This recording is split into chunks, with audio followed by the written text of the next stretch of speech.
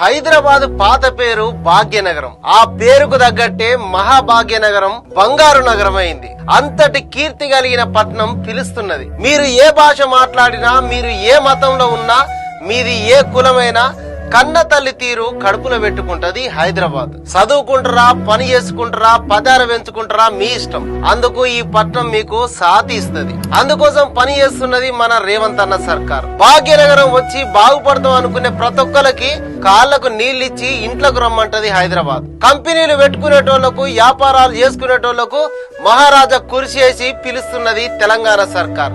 ఇప్పటికే స్టార్టప్లు, కొత్త కొత్త టెక్నాలజీలకు అడ్డా అయింది హైదరాబాద్. చదువులు, కొలువులు, సేవలు, సాధక బాధకాలకు నిలువైంది హైదరాబాద్. అందుకే తెలంగాణ రైజింగ్ 2047 లక్ష్యం దిక్కు పయనం సాగించేందుకు మిమ్మలను కావలిచ్చుకొని ప్రేమగా చూసుకునేటానికి 2 చేతులు జాసి పిలుస్తున్నది.